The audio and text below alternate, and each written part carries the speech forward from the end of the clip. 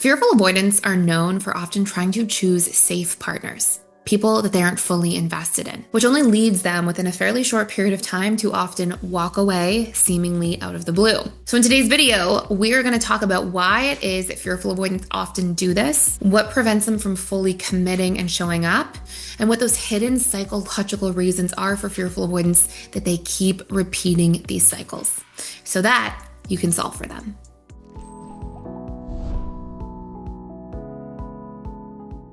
So number one, if you're not already familiar with fearful avoidant attachment style, it's essentially the hot and cold attachment style in relationships. And essentially it's because this individual and their upbringing learn to form competing emotional associations about the same thing.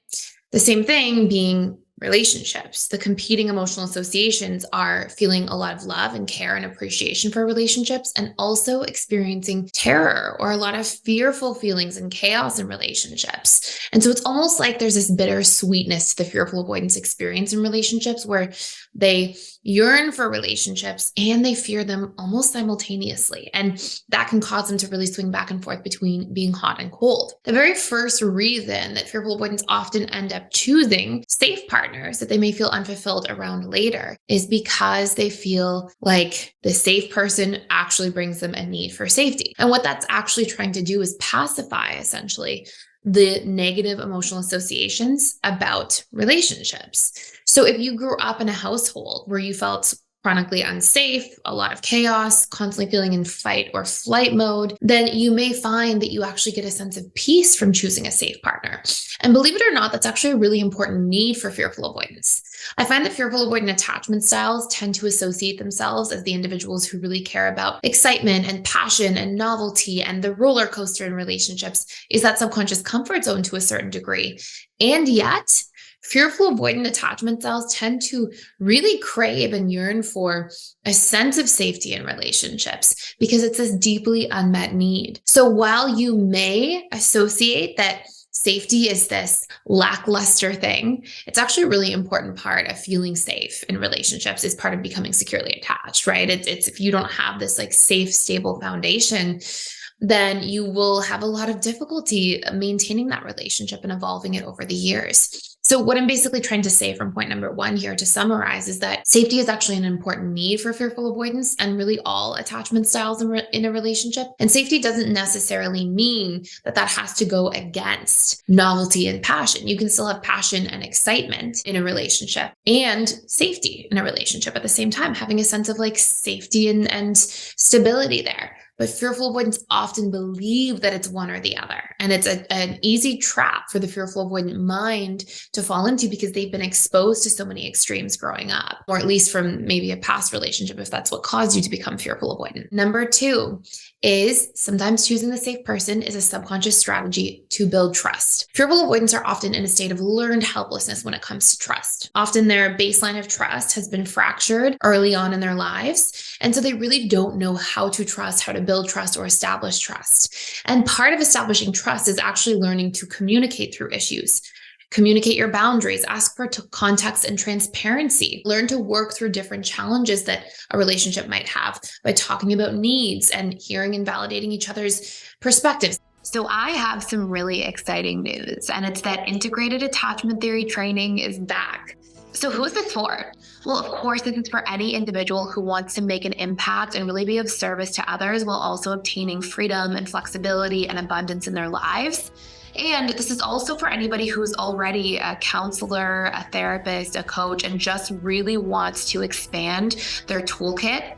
We've had so many people enter into the integrated attachment theory program because they're just looking to obtain a certain degree of mastery in terms of understanding their own attachment patterns and also the attachment patterns of maybe their children or partner or other loved ones in their lives so they can really support those people and understand them more deeply. So if you're interested, click the link below to learn more and dive in with me, and I'd love to see you on the other side before seats run out. This component of point number two here is that fearful avoidance often end up in a position where they choose safe people because they don't know how to trust otherwise. And they think that that person's going to solve the trust issues for them. But the reality for a lot of fearful avoidance is that even when you choose somebody safe, that's not going to be the root cause that fixes trust. You can be with the most trustworthy person, but if you have a lot of trust wounds, you'll still struggle to trust that person because it's really an internal subconscious programming problem because of past trauma, past painful events you've been through. So it's all about really learning to repair that baseline of trust. But it's a very common reason for why fearful avoidants choose safe partners. Number 3, there is the fear of being hurt. Fearful avoidants tend to carry this deep assumption at a subconscious level that as soon as I love somebody or fall in love with somebody, they will hurt me. Fearful avoidants tend to associate the more their feelings are for somebody, the more hurt they're going to become. And they take that as like this big, scary experience. And so when they start investing in somebody in a relationship or bonding with somebody and really moving towards being with that person, they tend to have this huge fear deep down that this person is just going to hurt me more as soon as I really fall in love or open my heart or I'm vulnerable. And so sometimes they sort of play it safe by investing in people who don't make them feel afraid of being hurt. And again, it's sort of this like subconscious strategy for trust, for safety, and to actually feel like they can be themselves in a relationship, because otherwise they often find themselves people pleasing a lot in relationships to try to earn their worth or earn love. Which really brings me to point number 4, which is that fearful avoidance as an overarching theme or rule in relationships tend to have these deep subconscious wounds of feeling like they can't have boundaries, like they are not worthy as they are not deserving of love. And they often block themselves from really receiving love and care from somebody else. And so because they feel unworthy, they may choose partners that they feel like are not up to the standards they would want to have in relationships. Or if they felt like they were finding an equal match or an equal partnership, sometimes that actually makes them feel really vulnerable and afraid. And so they'll almost like choose people who are not quite on the same level as they are in different areas of life from a societal perspective, because again, it's part of the reason that they can feel safe. It's like, oh, I can invest in somebody and they're less likely to abandon me or betray me or make me feel unsafe, or I'm less likely to feel really hurt when if the relationship doesn't end, which inevitably the fearful avoidance assuming it will. And so again, this can be part of what really drives the fearful avoidant in terms of their decision-making process and with whom they date. And last but not least, number 5 is that fearful avoidants deep down are really afraid to feel love a lot of the time. They're really afraid to feel a sense of being overwhelmed by their own feelings of love, and their own feelings of love that are so strong, overwhelming them, causing them to feel out of control or helpless, or causing them to really become more codependent and really give up their sense of self in order to be in that relationship. And again, this is not like what's going to happen.